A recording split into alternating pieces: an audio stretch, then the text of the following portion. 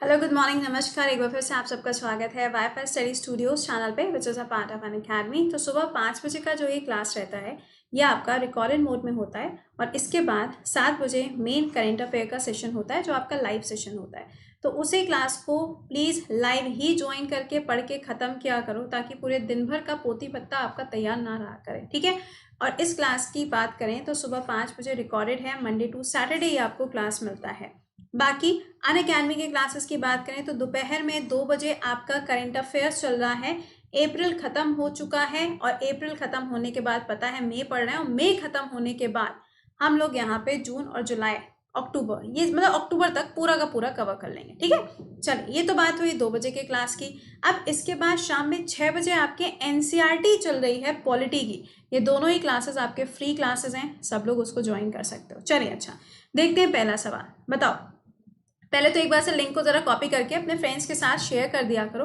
जितने ग्रुप्स पे आप एडेड हैं वहाँ पे भी आप शेयर कर सकते हैं, कोई मनाही नहीं होती है, ठीक है। चलिए पहला सवाल बताइए, अगर हमारी बॉडी के अंदर जो WBCs हैं अगर इसका नंबर बढ़ जाता है तो इस कंडीशन को हम किस नाम से जानते हैं। पहले तो देखो अनीमिया लिखा है। अनीमिया क्या होती है? ये डिफिशियंसी होती है। डिफिशियंसी का मतलब कमी होना, है ना।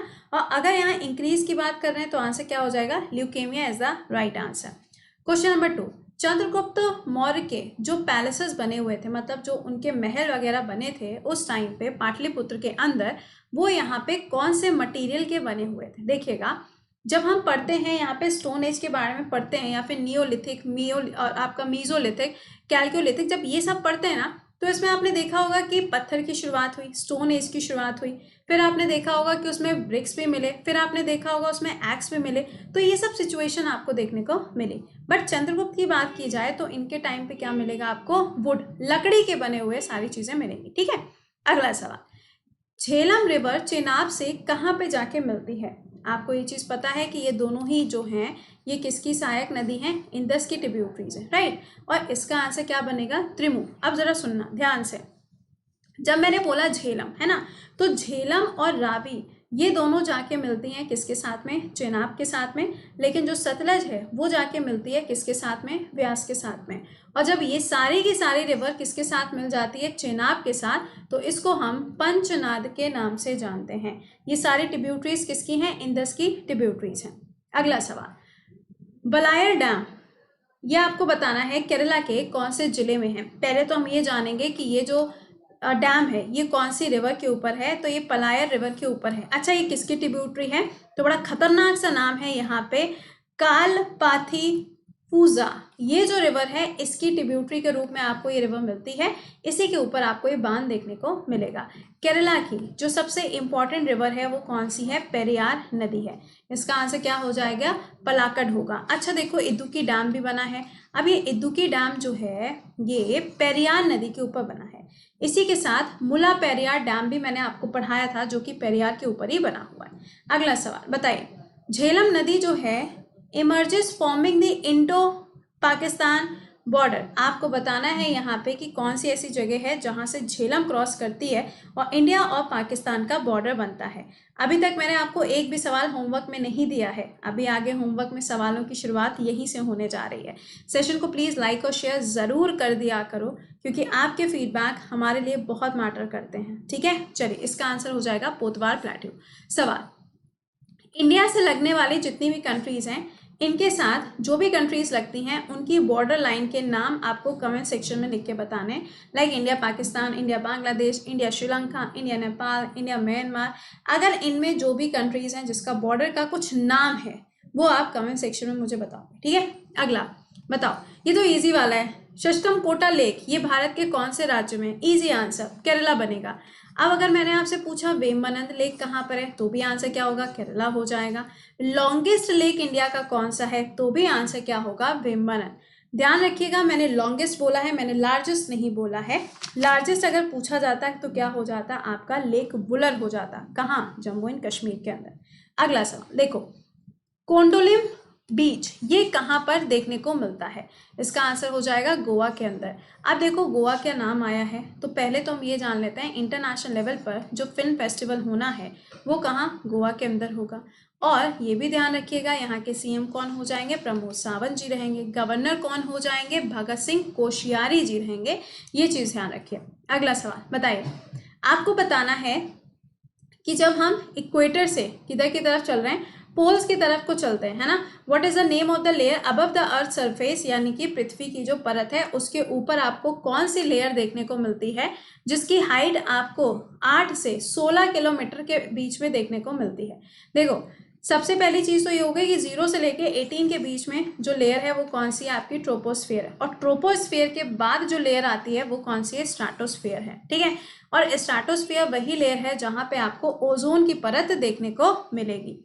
अगला देखते हैं, बांगल फेस्टिवल, ये एक हार्वेस्ट फेस्टिवल है। आपको बताना है भारत के कौन से राज्य में मनाया जाता है। जैसे कि मानो गुड़ी पर्व मैंने बोला है ना, अब गुड़ी पर्व कहाँ होता है, महाराष्ट्र में होता है। मैंने कहा उगाड़ी फेस्टिवल, अब उगाड़ी फेस्टिवल जो है ये उगाड़ी फेस्टिवल कहाँ होगा, लाइक तेलंगाना है, आंध्र प्रदेश है, इन सारे स्टेट्स में। तो ये जो फेस्टिवल है ये कहाँ होता है, मेघालय के अंदर इसको मनाया जाता है। अगला देखिए, which among the following river is not the tributary of Narmada, इसमें से कौन सी ऐसी नदी है जो नर्मदा की सहायक नदी नहीं है। पहली चीज, नर्मदा जो है वो एमपी, महाराष्ट्र और गुजरात से क्रॉस करते हुए जाती है। ओरिजिन इसका अमरावती, जो आपका ये अमरकंटक की पहाड़ियां होती हैं, अमरावती याद आ रहा था, अमरकंटक की जो पहाड़ियां होती हैं वहां से इसका ओरिजिन होता है। और इसका जो डायरेक्शन है वो आपको ईस्ट टू वेस्ट देखने को मिलता है। इसका आंसर क्या हो जाएगा, अनेर रिवर जो है वो इसकी ट्रिब्यूटरी नहीं है। अगला, नागालैंड को अलग से राज्य का दर्जा कब दिया गया। नागालैंड में अगर आपसे पूछा जाए नागा एकॉर्ड कब साइन किया गया, तो 2015 में ये साइन किया गया। नागालैंड के अंदर अगर आप देखेंगे तो आपको सारामाती की पहाड़ियां देखने को मिलती हैं। ये किसके साथ में बॉर्डर शेयर करती है, म्यांमार के साथ में बॉर्डर शेयर करती है। अब इसको राज्य कब बनाया गया, 1963 में।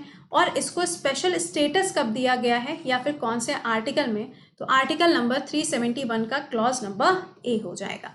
नेक्स्ट, आर्टिकल नंबर 74 और 78 जो हैं ये यहाँ पे किस चीज़ के बारे में बात करते हैं। इजी है, कोई रॉकेट साइंस नहीं है। 74 बोला है यानी कि काउंसिल ऑफ मिनिस्टर क्या करेगा, एड और एडवाइस देगा किसको, प्रेसिडेंट को। और यहाँ पे 78 लिखा है तो ये भी किसकी फंक्शनिंग में आता है, पीएम की फंक्शन के अंदर आता है। यानी कि पीएम और गवर्नर के बीच में जो फंक्शंस होते हैं वो यहाँ पे किस में आ जाएंगे, आर्टिकल 78 एंड 74 के अंदर। अगला सवाल, which of the following president of India was only person to be elected unopposed. देखिए इसमें दो चीजें हैं। अगर मान लो आप सीजीआई वाला केस जोड़ देते हो 1963 वाला, तब तो आप कहोगे कि 2 बार ऐसा हुआ है। लेकिन जब यहाँ पे आप देख रहे हो कि प्रेसिडेंट को ही, फ्रेश प्रेसिडेंट को यहाँ पे अपॉइंट करना है, तो ऐसा एक बार ही हुआ है। और वो कौन से नंबर के प्रेसिडेंट थे, 6 नंबर के। रेड्डी साहब जो थे उनको यहाँ पे किसी ने भी विरोध नहीं किया था, अनअपोज्ड वो थे। अगला सवाल, क्लोजर क्या होता है। लेकिन इससे पहले आपके लिए क्वेश्चन नंबर 2 है कि क्वेश्चन आवर क्या होता है और आपका 0 आवर क्या होता है, प्रश्न काल क्या है और शून्य काल क्या है। ये कमेंट सेक्शन में लिख के मेरे को आंसर बताना, ठीक है। चलो इसका आंसर क्या बनेगा, देखो अगर कोई भी डिबेट हो रही है और इस डिबेट को अगर एंड कर दिया जाता है तो इसे हम क्या कहते हैं, क्लोजर मोशन कहते हैं। अगला सवाल, वर्ल्ड आर्ट डे कब मनाया जाता है, तो ये होता है 15 अप्रैल को, जिसमें प्रमोट किया जाता है डेवलपमेंट, एम्प्लॉयमेंट और इंजॉयमेंट और सारी चीजें यहाँ पे आपको मिलेंगी, ठीक है।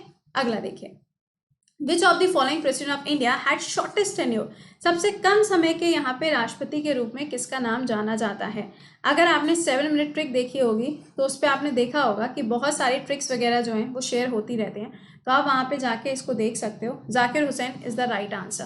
क्वेश्चन नंबर 3, जाकिर हुसैन ऐसे राष्ट्रपति थे जिनकी डेथ इनके टेन्योर के टाइम पे ही हुई थी, ठीक है ना। अब आप मुझे बताओगे कि इनका कार्यकाल क्या था। क्वेश्चन नंबर 3 है आपके लिए। अगला, वसंदा नेशनल पार्क, ये आपको कहाँ पर देखने को मिलेगा। देखो भैया सीधी सी बात है, कर्नाटका आंध्रा में तो नहीं होगा, नाम से पता चल रहा है, तो इसका आंसर क्या होगा, गुजरात। गुजरात में ही आपको डेजर्ट नेशनल पार्क भी मिलेगा और इसके साथ में आपको गिर नेशनल पार्क भी यहाँ मिलेगा। ब्लैकबक नेशनल पार्क भी आपको यहीं पर देखने को मिलता है। अगला, opium war was fought between Britain and, देखिए ओपियम वॉर की जब बात करेंगे तो क्वेश्चन नंबर 5 आपके लिए यहाँ पर है कि 2 बार ये युद्ध हुआ था। आपको दोनों के ईयर कमेंट सेक्शन में बताने हैं। अच्छा, ओपियम वॉर जब पहली बार हुई थी ब्रिटेन और चाइना के बीच में यही वो समय था जब हांगकांग के ऊपर यहाँ पे कब्जा किया था किसने? ब्रिटेन ने। ओपीएम को यहाँ पे बेचने के लिए ब्रिटिशर्स ने अपना ट्रेड शुरू किया था, जिसको अपोज किया था किसने? चाइना ने। अगला सवाल, कौन से ऐसे मुगल रूलर थे first introduce Bihar to its empire?